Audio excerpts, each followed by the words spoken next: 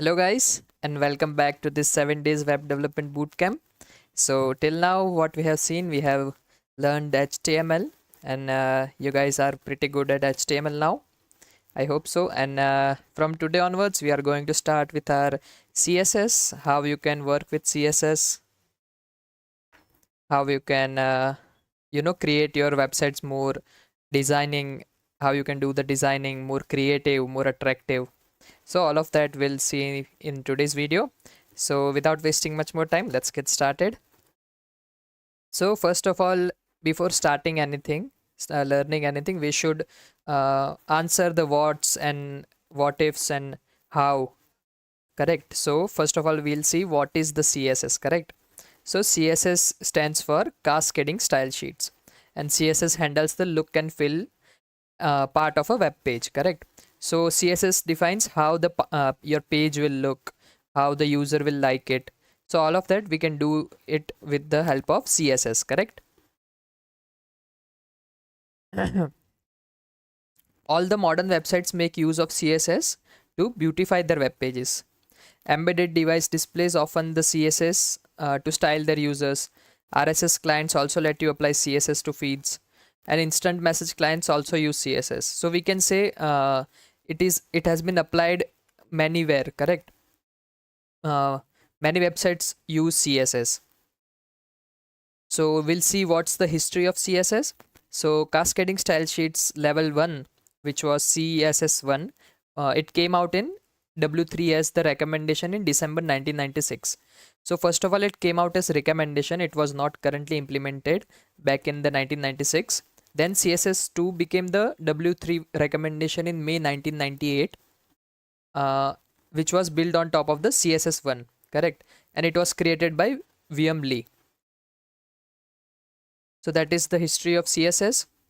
Then we should also answer why we should learn CSS. Correct. So let's say you want to create a stunning website. Whenever a user comes to your website, the look and feel looks nice to the user, and you want to become a web designer. That's the most basic part that you want to learn CSS. So CSS is the stepping stone for you. So first you will learn CSS, then every other languages will become easy for you. So you might say that CS is not that much useful, but for as a beginner you have to learn CSS and be good at it to learn other languages also. And CSS also can be used to control the web, how your page will look on different devices. Correct. Then let's see some applications of CSS.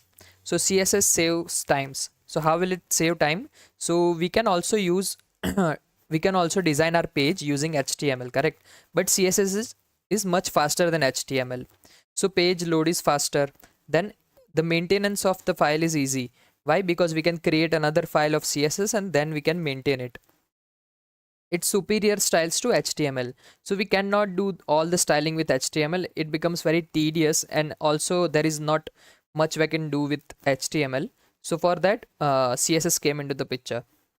Then it allows us to make multiple device compatibility. So when you used HTML, if you create a web page on your laptop, correct, which is for your laptop screen, then if you try to open the same page onto your mobile screen, or let's say tablet screen, all of their widths and heights are different. Correct. So the page won't look nice, but CSS allows you to do multiple device compatibility. So you only have to write your code once and it will be different for all of the your devices. Correct. So that is the major benefit of using CSS. Then let's start with our syntax of CSS without wasting much more time. So CSS syntax is divided into mainly three parts, which is of selector, property, and value. So what is a selector? So a selector is an HTML tag at which a style will be applied. So we saw HTML tags, correct, like h1 or p, or let it be any other tag. So we can apply our CSS onto these tags. Correct. Then there is your property. So what is a property? So property is a type of attribute of HTML tag. So we apply various properties in CSS to our HTML tags. Then there is value. So we give some value to our properties. So values can vary from property to property. correct?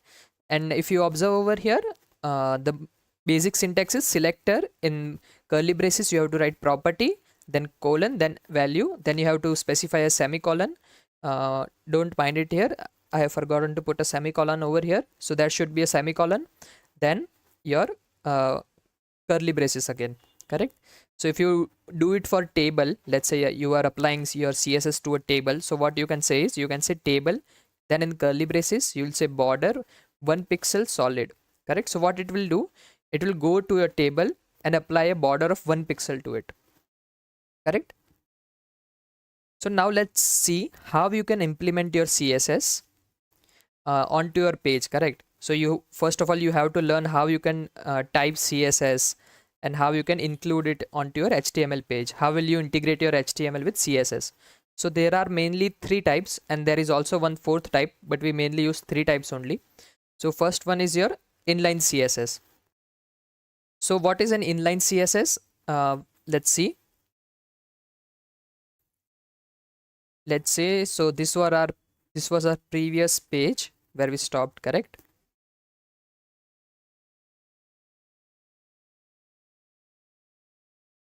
So let's remove first, or let's say let's create a new page only. Let's say CSS example.html. Yeah,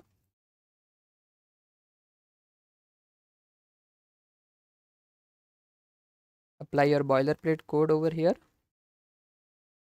Then let's say we are creating a paragraph tag, a simple paragraph tag, correct? We will say this is a paragraph tag. We will learn how to use inline CSS, correct? So what is inline CSS? So you can provide your CSS into your tag only. So how you can provide it? So what you can say is, you can say style over here. So this style is of CSS only. So inside style you can specify now what? Let's see one more time. So what we did our property and value is remaining, correct? So we'll create some property. So let's say color is our one property which can be applied to a paragraph tag. Then what we can say, we can select any color. Yeah, now let's go over here and hit go live. Yeah, so if you observe over here, we are getting our text in blue, correct? So this is how you can use your inline CSS. Yeah, then another one is your embedded CSS. So another type is your embedded CSS. So let's see how you can use embedded CSS. So let's create one class, let's say main, and inside main you are writing some heading. This is a example of embedded CSS. Inside that you are writing some p tag, correct? So how you can apply your uh, embedded CSS is, you can go over to your head and you can say style. So this is your embedded CSS. Now you can provide your CSS code over here, correct? So what you can say now, so let's say we'll see what are selectors. For now, just see how it works. So let's say I want to apply my CSS to main class, and what I want to say, background color is equal to, let's say something, and color is equal to again something. Yeah, so now let's try and see it how it looks. Yeah, so the background color is not very visible. Let's give it something else so that you can properly identify. Yeah, this would work.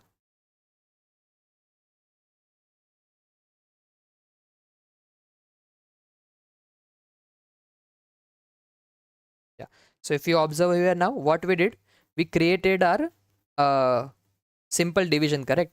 So if you remember in HTML what I told you, division is used to create some groups, correct, onto your page. You want to create some divisions onto your page.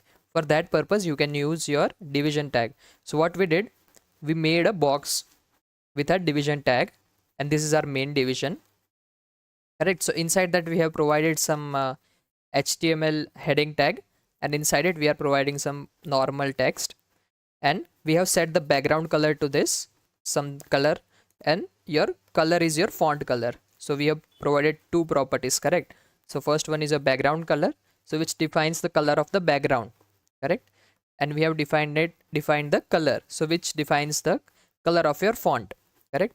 And what is this? This is a selector, right. So we are providing dot main. So dot in HTML, what it stands for? It stands for class, correct. I told you. And the class name is main.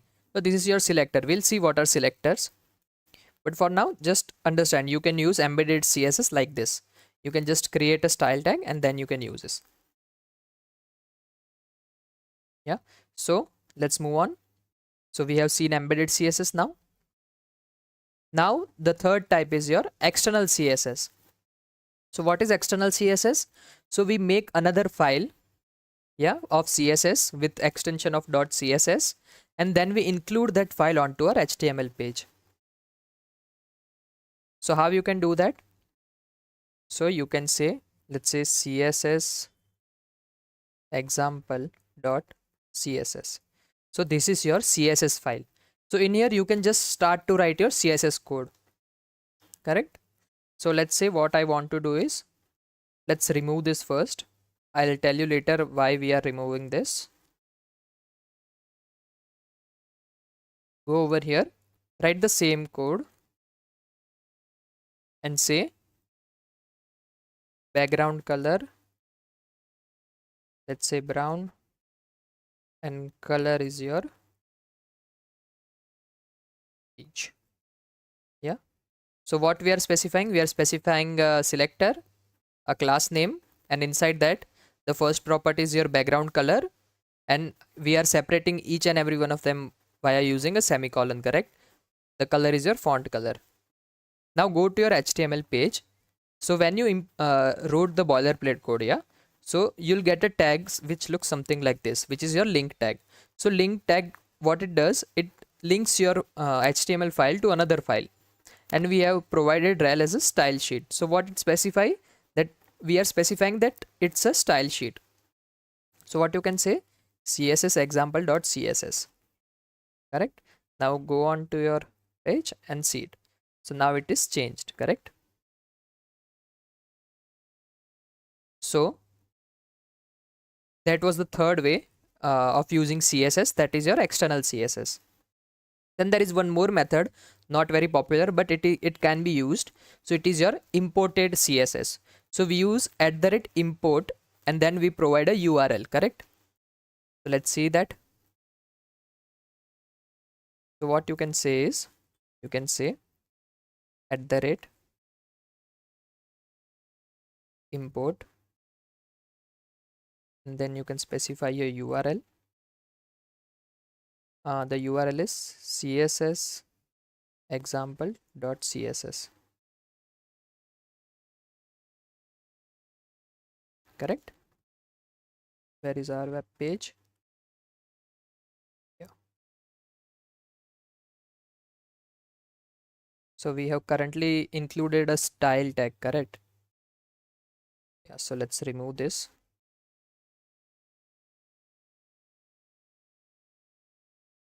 I guess it won't work. I'll teach you this when we learn JS. For now, just remember that there is one more method that you can use, correct. So let's move on. Now let's move on with our selectors. So what I told you just now, we are using selectors to apply our CSS onto particular elements of the HTML. So the first one is your type selectors. So what does type selectors do? So we specify a specific type. So let's say I want to specify some CSS onto only h1 elements. So all the h1 elements will get this CSS properties and values. Let's move on. We are providing Let's use embedded style only so that you can easily look for it.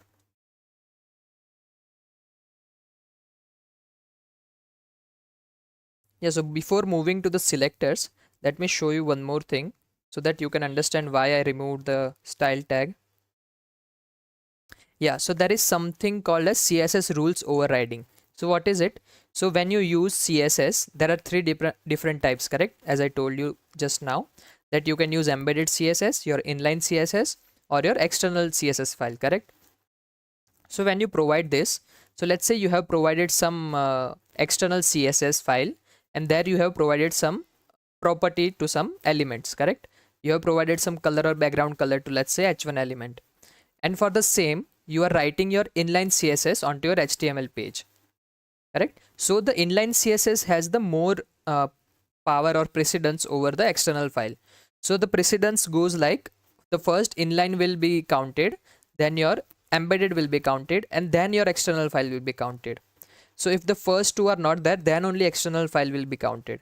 So let's see an example of this. Let's say you are providing a universal selector, and you are saying color is equal to something, let's say this, correct? And over here, observe, you have provided your color as blue, correct? So let's remove this and provide it in main only so that you can differentiate.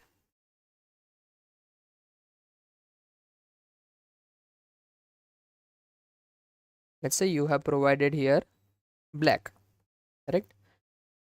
And let's also include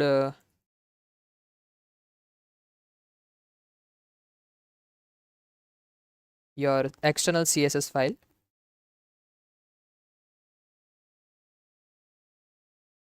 What was the name of it? Your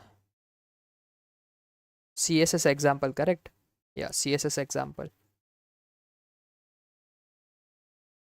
CSS example.css, and also write some code in your external file. Let's say .main, and we are providing some color over here. Let's say aquamarine. Yeah. Now go on to your page and see what color is applied over here. This is kind of purple like color, right? So in external file, what we provided something as aquamarine. Let's say we provide this style color black into our h1,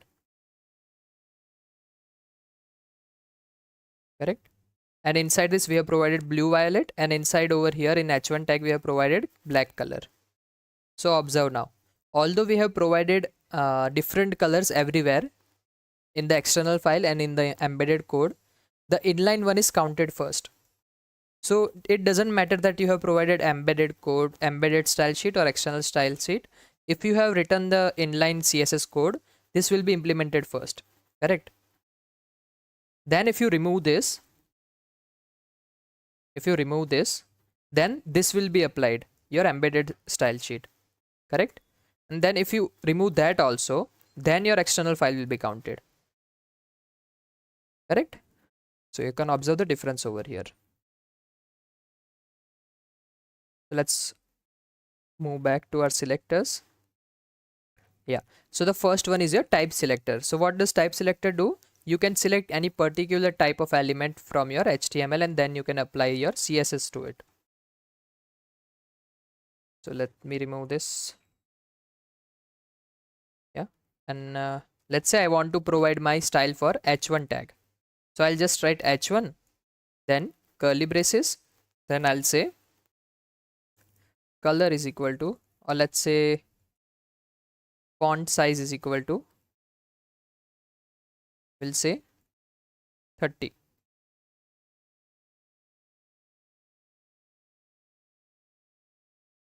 Oh, I wrote a equal to over here. You can say color is equal to something. Yeah. So what we have to observe over here is this selector tag. Yeah, so it is applied over here, correct? So this is how you can use your type selectors tag, correct? So that are your type selectors. Then there is your universal selectors. So asterisk stands for universal selectors. So what does universal selector mean? So when you want to apply some style sheet, or let's say style, onto the all of the elements that are present on your HTML page, then you use universal selectors. So what we can say is star, and we can say color is blue. Yeah, so all of these elements will be having the color blue. It doesn't matter if you are providing it in a division or something else, all of them will be having color blue because this is your universal selector. Then there are your descendant selectors. So what does it mean? So let's say you are creating an unordered list, and inside that you have used an em tag. So you can target particular tags also, correct? So let's say we are creating some UL.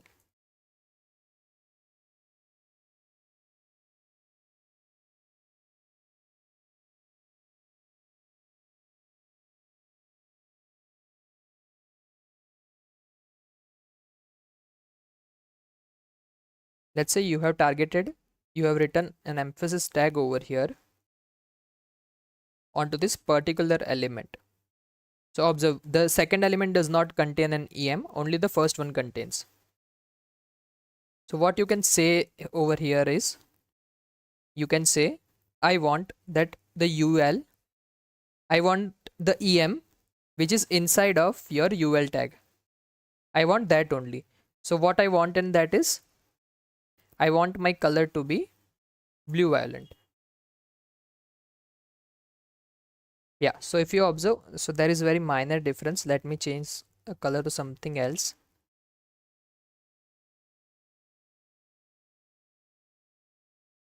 Yeah, so now you can observe we are targeting a particular element. So that are your descendant tags. Then there are your class selectors. So what we saw class selectors, right? So now we'll see how you can use your class selectors. So let's say you have created some class, so you just want to access that class. So how you can access this? You can just say dot operator, and then you can specify your class name. So we have created a class over here, correct? Which is it? Main. So we can say dot main and any style that we want to apply.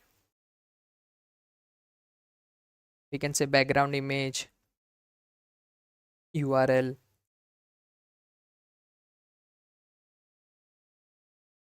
Yeah, so we are getting our image as a background, correct? Then what we can also do is, we can say h1, a specific h1 which is containing a class. So let's say what I have done is, so let's say I have an h1 tag.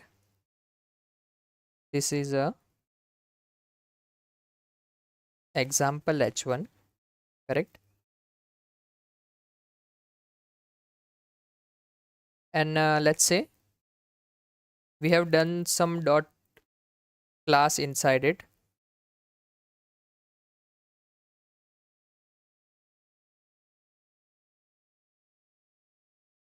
So let's go over here, and what we can say is, we can say I want my h1's color to be black, and what I want is h1's which is containing the class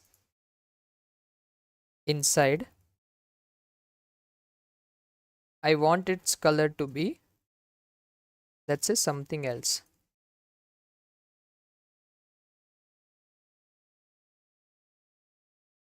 correct? So this is how you can also target a inside class, correct? So let's move on. Then there are your ID selectors. So when we created classes, we also saw some IDs, correct? You can give IDs to any elements of your HTML tag. Then we can use it in JavaScript, so we can also use it in CSS, correct? So we can say hashtag, then our ID's name, and then we can specify its properties, correct? So let's see. Let's say over here we have provided some ID,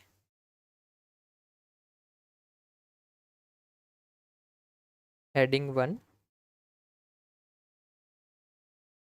Let's remove this first. We can say hashtag heading 1 and say font weight is equal to 100. Yeah, so let's increase the weight.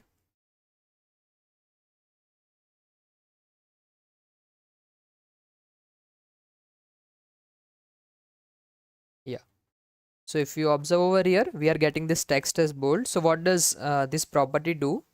The font weight property allows you to uh, make your text bold. So you can also provide some uh, integer values over here, and you can also provide some words over here like bold, or let's say bolder, correct? So you can use these different words and you can provide it to the property, correct? So this is how you can use your ID selectors. So then is your the child selectors. So what does child selector do? It will apply to the immediate child of some tag. So let's say P is the immediate child of your body tag. So what it means is, if you see over here, this h1 is your immediate child of body. But if you observe this h1, it is not the immediate child of this body. This. Let's remove this image also. So yeah, if you observe over here, this is not the immediate child of the body tag. Why? Because we have created some other division and then we are providing it. Correct? So what you can say is, you can say body and you can say h1, and what you can say color is, correct? So observe, although we have provided two tags, it is only working for the second one. Why? Because this is the immediate child of the body tag. This is not the immediate child. We have created some division, then we are doing this. So that's the difference between it. Yeah, let's move on. Then there is your attribute selectors. So let's say you have created some forms and inside it you have provided some input boxes. So you can target particular input boxes which have type text. Let's try and do that.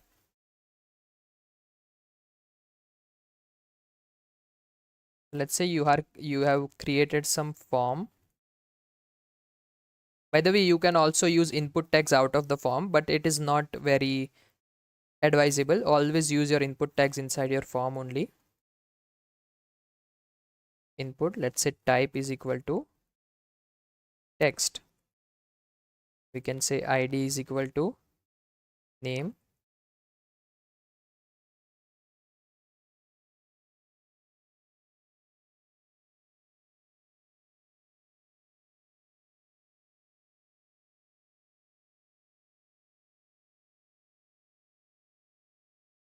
So it's coming over here now. What you can say, you will create another input just to check. We can say type is equal to, let's say email. ID is equal to mail. Placeholder is your email only, correct? So now we have created two text boxes. One is containing the type of email and one is containing type of your text box.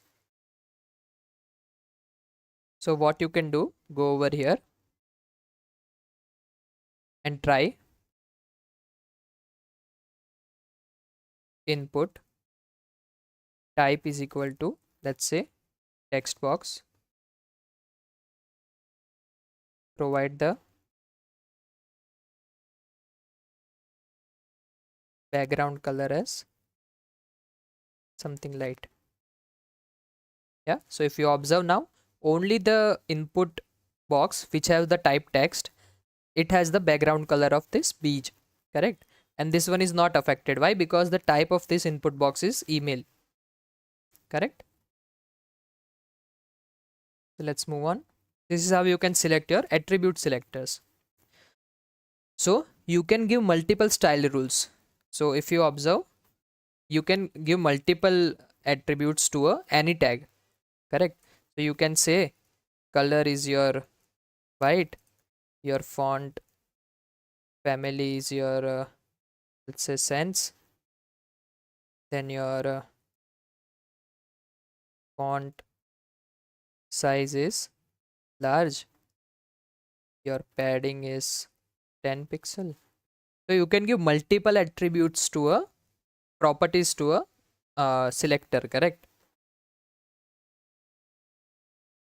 So observe now, the text box is now bigger and it looks good.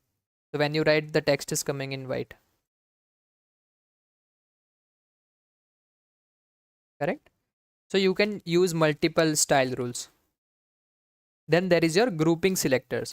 So you can apply the same style to multiple selectors. So let's say you have provided some h1, then we have created the main class. So let's create some, this is heading 2, this is heading 3. Yeah, so we have created 3 headings. So let's see the grouping. So you can group various elements by separating them with your semicolon or comma, correct? So you can say color of this will be anything, doesn't matter. Yeah, so we haven't let's see if we haven't provided something else, and otherwise it will be to a waste. Yeah, so we have provided something else over here, but you get the gist. You can select multiple elements at the same time and you can give the same CSS to it. So let's move on. We have seen this. Then we'll see CSS length units. So how you can measure length into CSS. So there are various types. So the main two units are your absolute units and your relative units. So what are absolute units? So let's say if you are providing your length into, let's say, millimeter, centimeter, inch, quarter, pixel, so it will be provided as it is. So if you say 10 millimeters should be printed on the screen, so it will consider only 10 millimeter only, correct? So it won't it doesn't matter if the width of the screens are different of different devices. 5 millimeter will be printed always. So let's see that.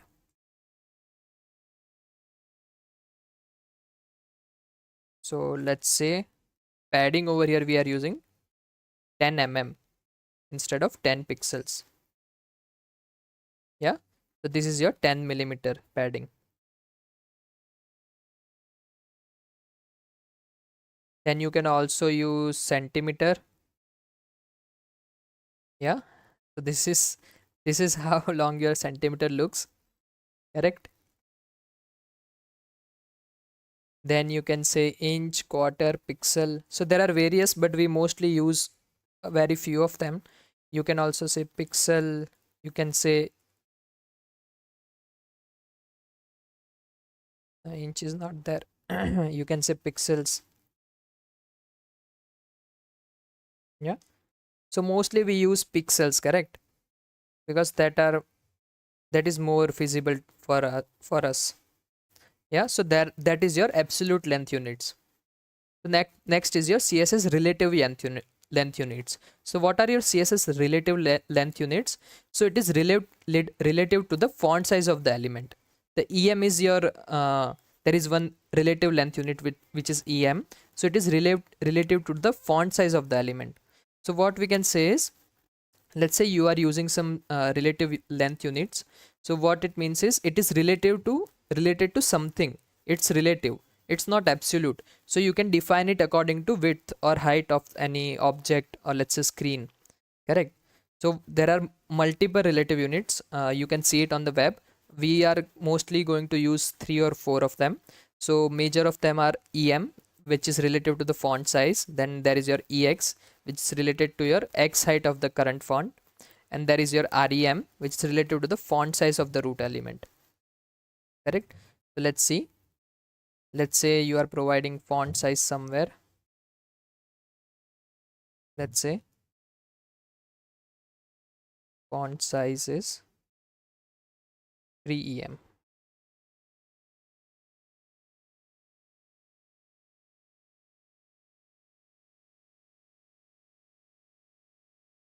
Correct.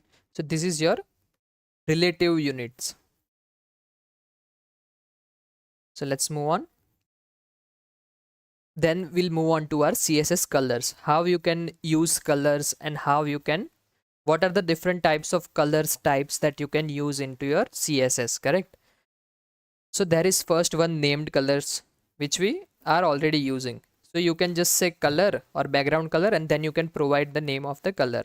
So this is very interesting feature of the VS Code, that it allows us to choose it from RGB, but it is for VS Code only. If you write your HTML code into your Notepad or something else, it won't work. Yeah, so you can directly provide your color name, any color name that you want to provide. Correct. So then there is your RGB hexadecimal colors. So what is RGB? RGB stands for red, green and blue, which are the mixture of colors. Correct. The basic colors which are there, red, green and blue. So what you can do is you can write an hexadecimal code. So we write a 6-digit code to provide an RGB. So if you go over here, this is your RGB.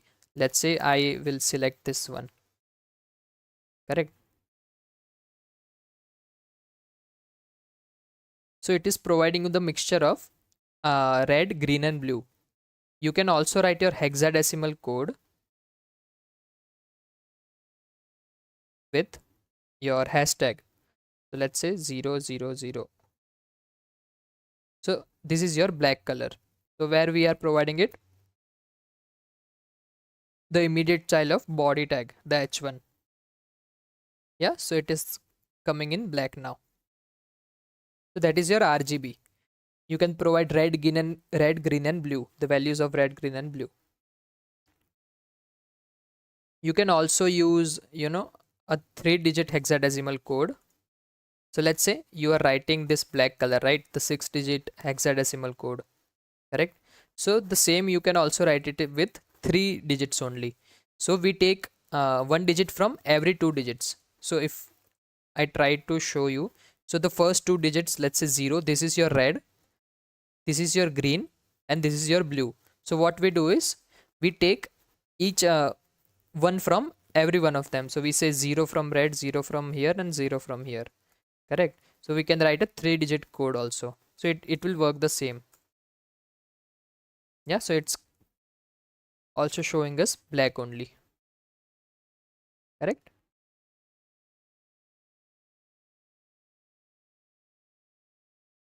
Then there is your HSL. So there is hue, saturation and your lightness. So you can also provide that. We'll see how you can provide that.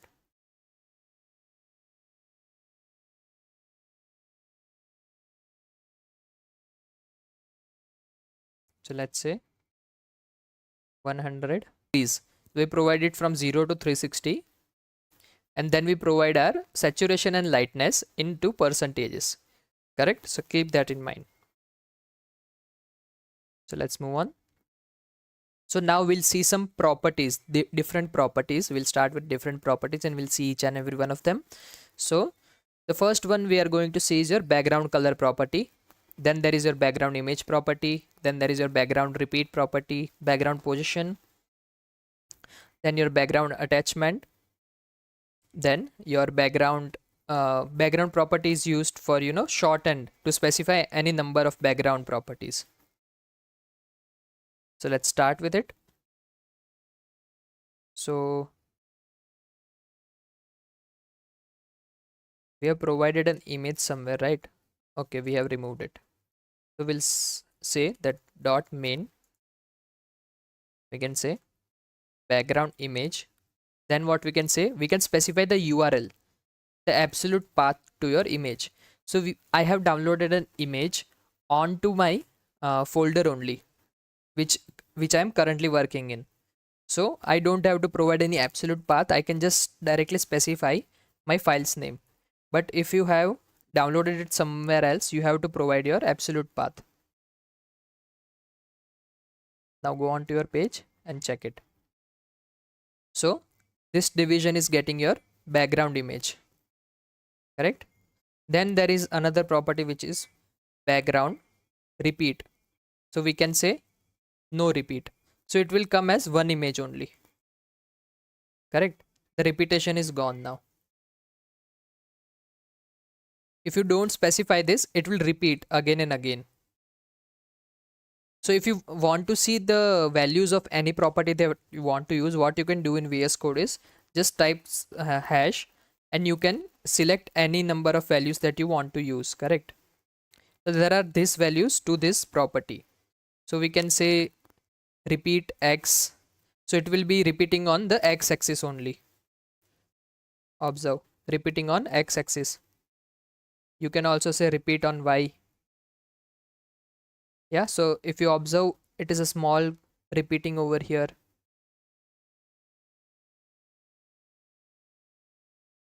Then you can say no repeat, we use no repeat, correct? You can also say round space and unset.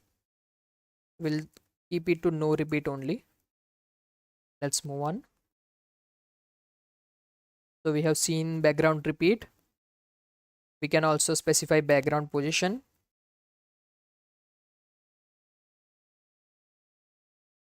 So we can provide it in any pixels or percentages. So we'll say in percentage, what we can say, let's say 70%. Yeah, so it is giving you the image onto the 70th percent of the division. So this is your 70th percent of the division and we are getting the image there, correct? Then we can also use, we have seen every one of them. So if you want to explore any particular property, what you can say, just write background and you can see all of the options that you get in VS Code. So you can go on to each and every one of them and you can try it out, correct? So mostly we don't use this much properties, only few of them we use more often. So I have told you that.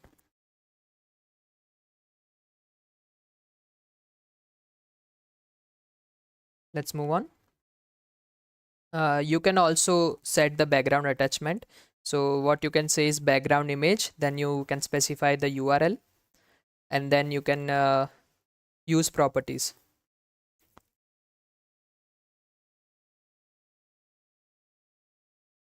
We will see one more attribute, the attachment, which is important one. Background attachment, we'll see fixed, correct?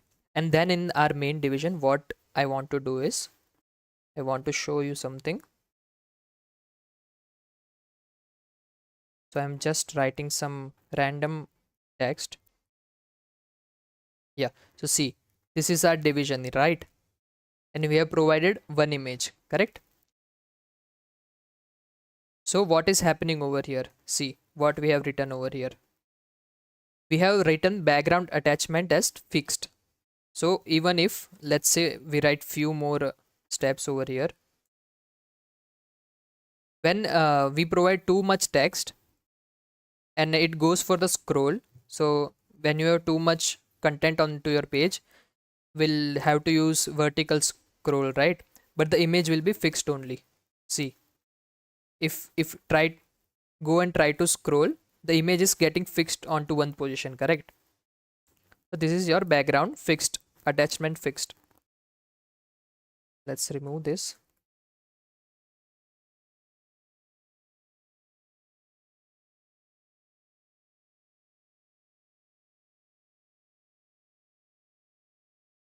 Yeah, so what you can use is you can also use scroll over here, so it will scroll with the scroller, correct? So this is one important property. Yeah, so let's move on. Now we'll move with our fonts. So what you can do with fonts is you can use font for as a shorthand to use any property. The main properties of font are like font family, font size, font weight. We have already seen used them, but we'll see how you can work with them. So yeah, we are using it here, right? So we'll use it over here only. Let me remove this.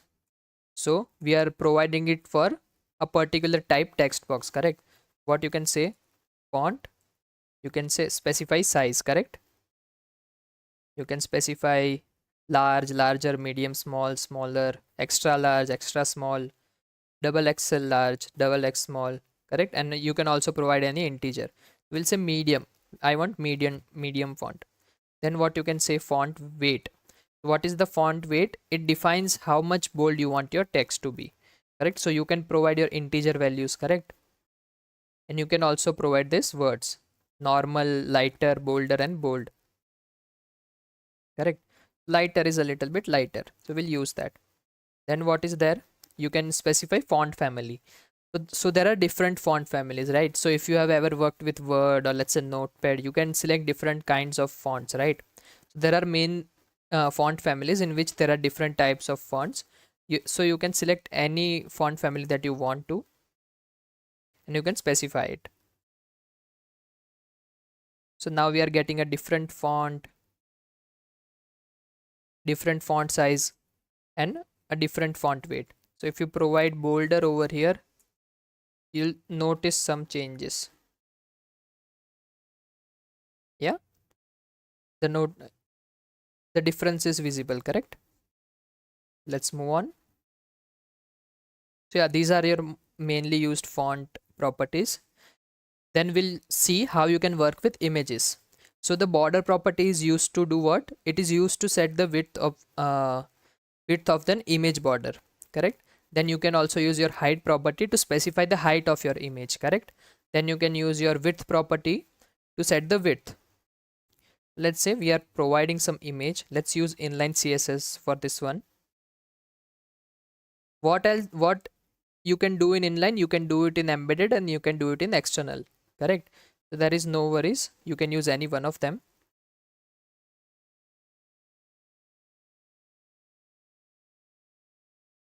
Yeah, so we'll say style, and then what we'll say width of my image should be what. So let's say if you try to use this fit content, max content, and min content, let's try and do this. Let's see what it does. You'll get it on your own. So when you try to provide a box for your you have created some division around it. So what it will do, it will fit the size of the box, correct? But currently we are providing it in the main division only, correct? So it won't fit. So what we can specify anything over here. So let's say 300 pixel. Then what you can use, you can say height also. So let's say I want my height to be 200 pixels, correct? So we are getting an image something like this. So let's create a border also, border, and we can say 5 pixels. 5 pixels will work.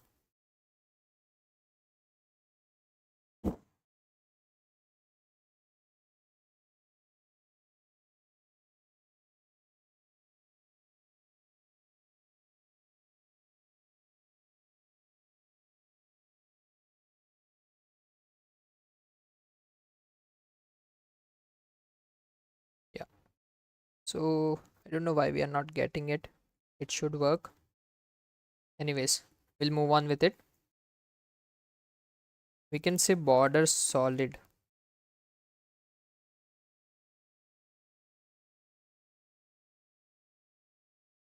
Yeah, so it's working now. So you can specify the type of borders also. So what we have provided here, solid. So if you observe, we are getting a solid line around our image, correct? So observe the difference between two of this. We are getting a border around this. You can also say dotted.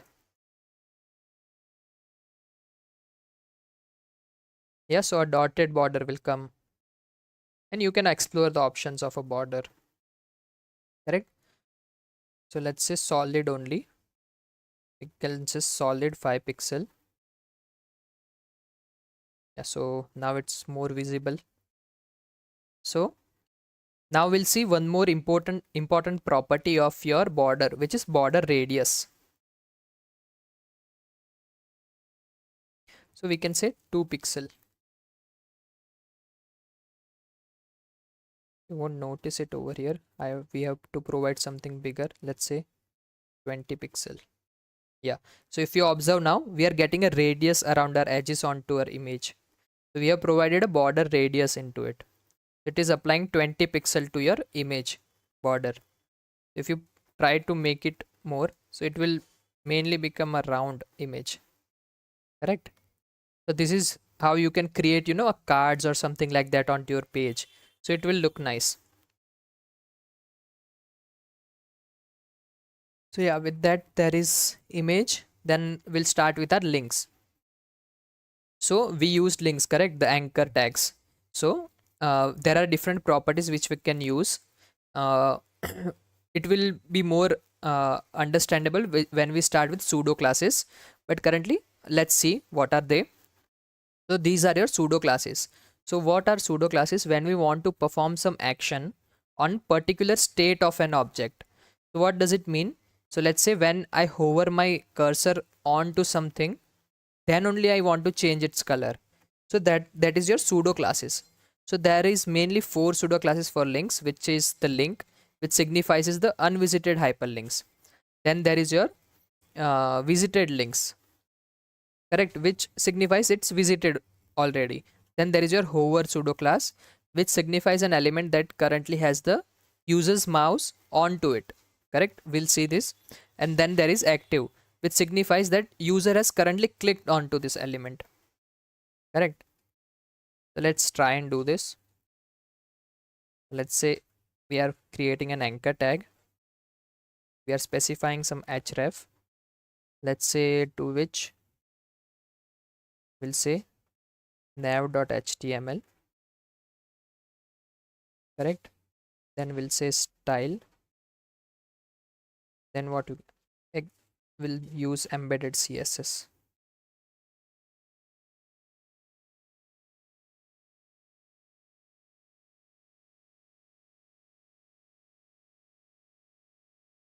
So we can say anchor tag, and inside it what we can specify. So over here we have to write our pseudo class, correct. So anchor tag, and when you hover around it. So when the user hovers, I want the link's text color to change to let's say black. So by default it's a link, correct, so it will come in blue. But when I hover onto it, I want that color to be black. So we are getting our link here as blue. When we hover onto it, we are getting the link as a black font colors, correct.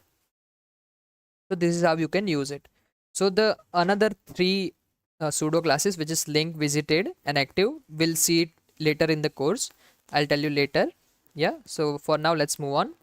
So you can now work with the tables CSS properties, right? So we'll start with it.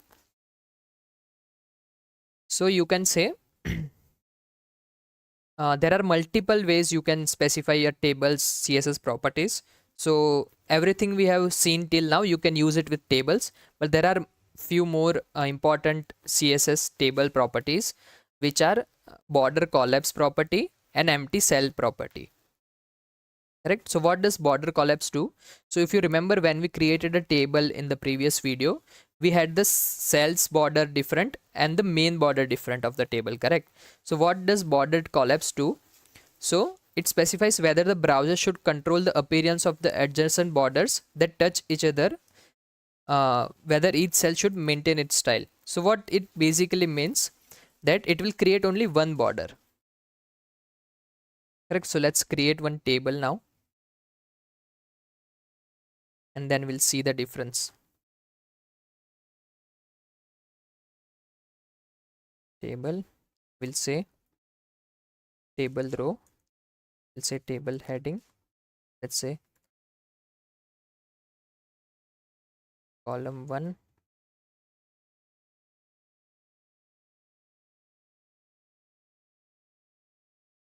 2, 3. Correct. Then let's copy this only,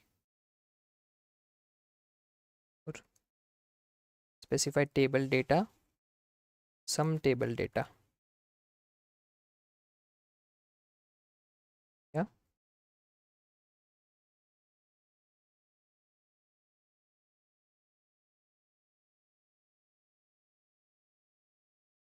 Let's create one more.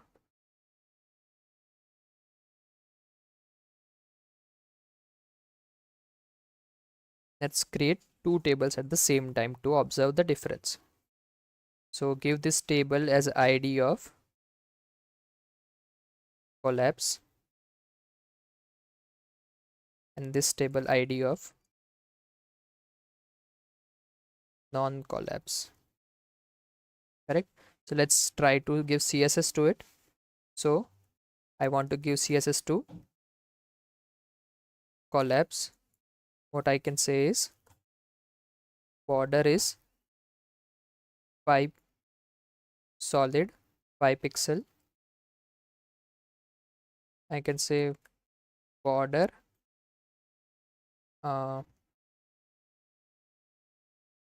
we can say border collapse equal to collapse.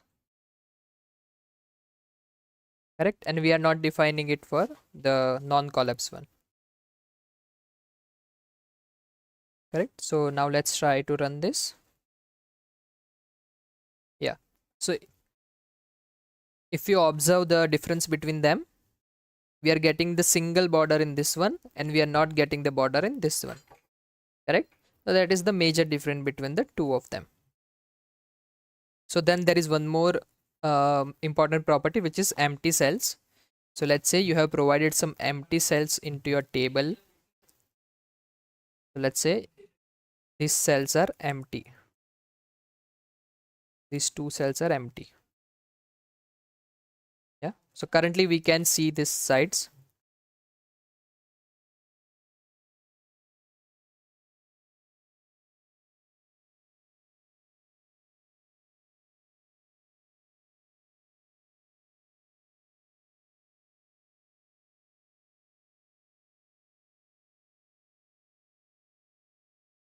Yeah. So if you can observe, we are currently getting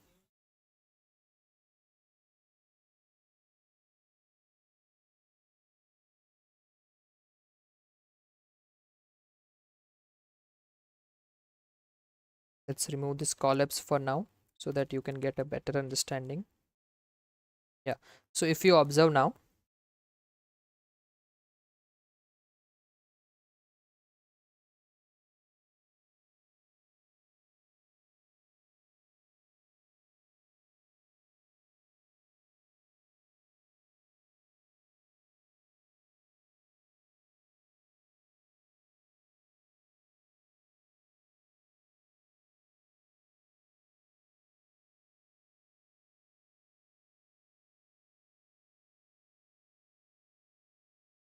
let's give it some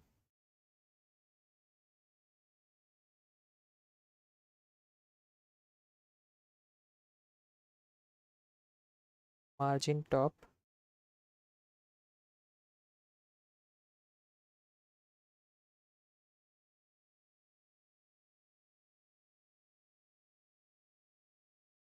margin top is 100 pixel, margin let's say bottom is equal to margin bottom is your 50 pixels. I'm just doing this to show you more specifically how it would look. Yeah, so now you can see it differently, right? So what we have did is, so let's see over here. So we have created two tables, correct? This is our first table, which is collapse, and this is our second table, which is non-collapse, correct? So I have turned on the border property of both the table.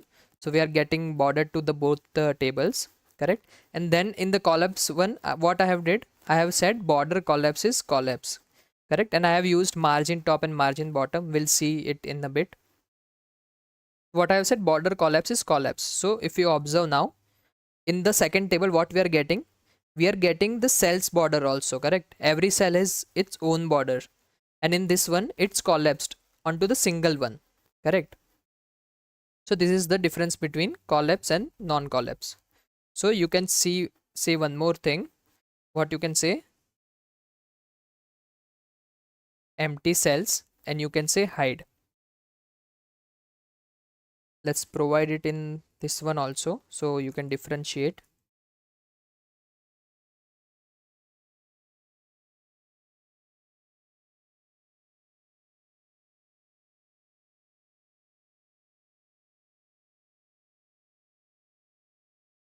Yeah, so it's not working because we have not provided some in proper data. But what will it do? When we have provided some empty cells, it will hide it, correct? So with this, let's move on to the next one. So then comes your border. So you can give border to any elements. So there are various properties of border, so you can use any one of them. So we'll see some of them. So let's say you want to give border to a paragraph tag, correct? So what you can say is, you can say border style is none. So what does it mean? It means there is no border, correct? Then what you can say, border style is equal to hidden. So border is there but it is hidden, correct? Then there is your border style is dotted. We have seen the dotted border. Then there is border style of dashed that you can use. Then there is border style of solid, so it will give you a solid line.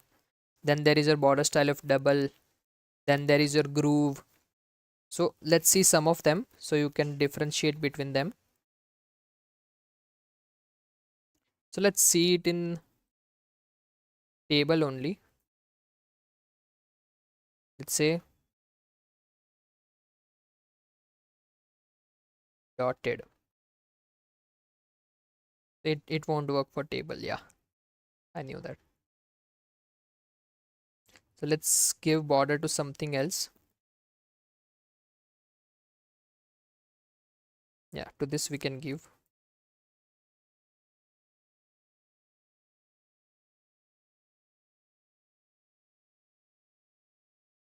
border style. We can say dashed. Yeah, so you can see a dashed line over here. Then you can say dotted. So you'll get a dotted line. You can say groove. So you'll get a this border. Then you can say hidden, inherited, none. So none will give you none, no border at all. You can use ridge, correct? So if you observe, it's kind of a 3D border, correct? So you can use this different kinds of border. Then there is your margin, the thing we just used. So what does margin do?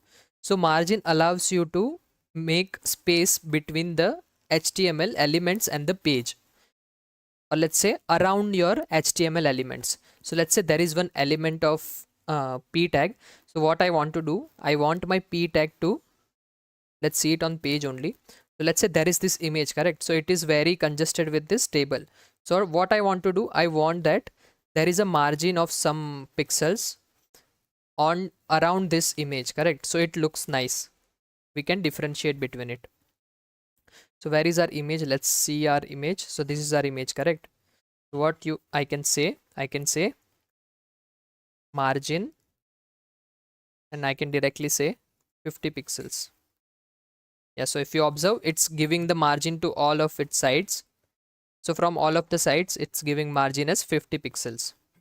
So you can also specify specific margins. So you can say top, only the top will get the margin of 50. You can say bottom. So its bottom will get the margin of 50. Then you can say right. So we have made some mistake. Yeah. So its right will give the margin as 50. Correct. So this is how you can use margins, and margins can be used various times. Correct.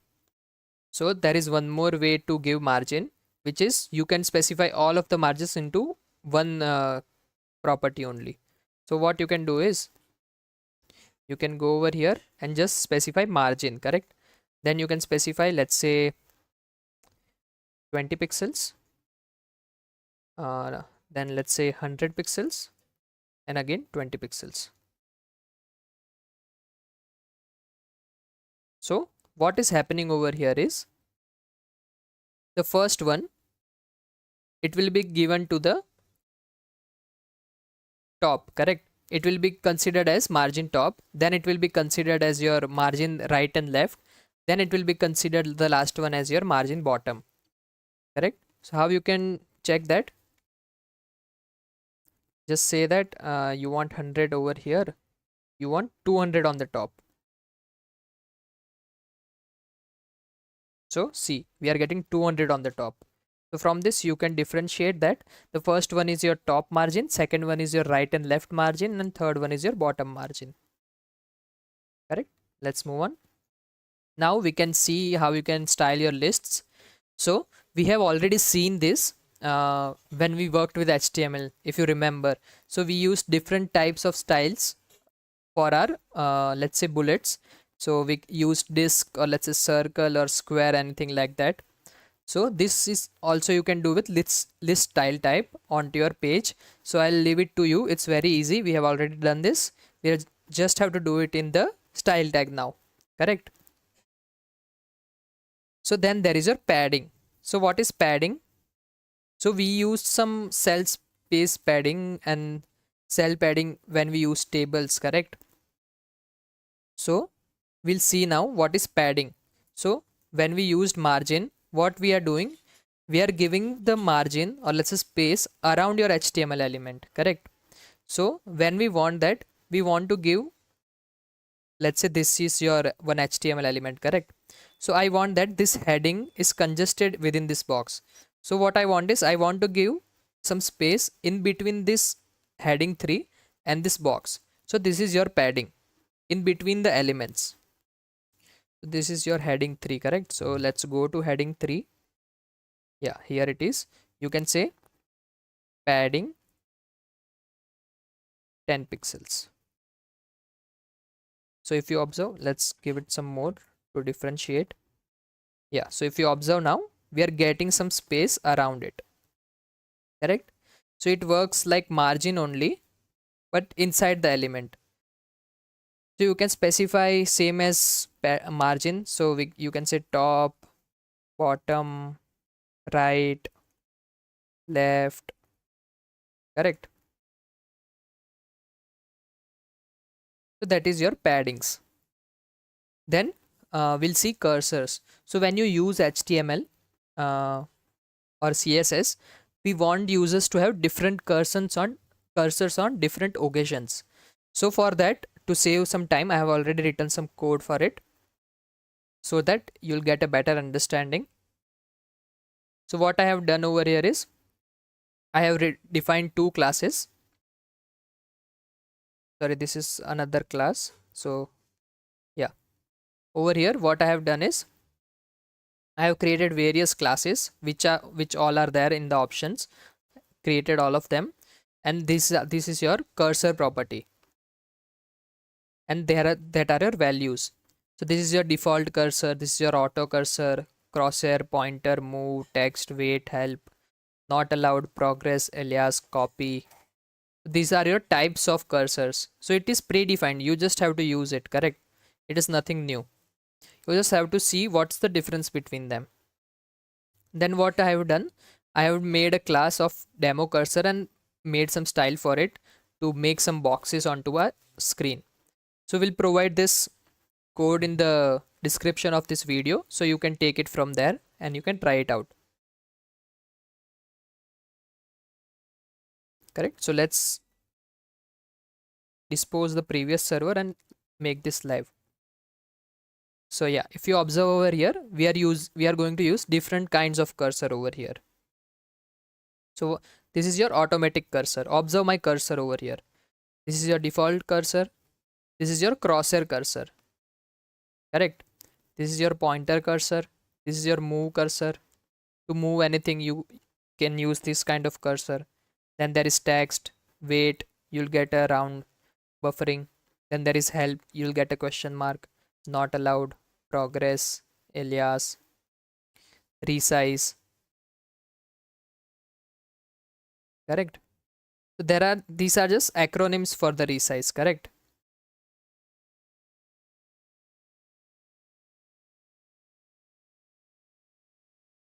Zoom in, zoom out, grab, and grabbing. So grab is your open hand, grabbing is your closed hand, correct? So if you observe, there is nothing, just different kinds of name of cursors that you can use. Yeah, so let's move on. Then there is your scroll bar. Yeah, so I have already made for scroll bar also. So when you provide some you know content that overflows from your box. So if we go to our example, let's say we have created this heading in a box, right? So we are providing a much more text which is overflowing from this box, correct?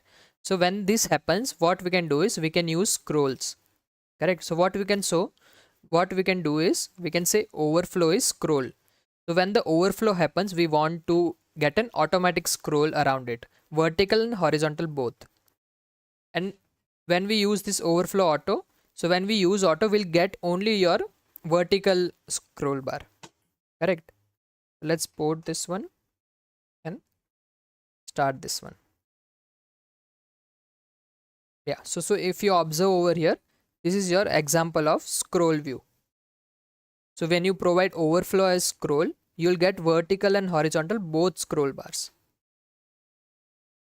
correct? And when you give it as auto, you'll get only your vertical scroll bar, correct? So that is about your scroll bars. So with this, all the basics of your CSS are covered. There are many more properties and much more things to do in CSS, but all of them cannot be covered in one video. So I request you to go onto your computers and practice it out. If you get stuck anywhere, kindly drop it in the comment box. We'll try to reach out to you. And from the next video, we'll start with our advanced concept of CSS. So make sure to come to the next session. Yeah, so that is all about this video. I'll see you in the next video. Bye.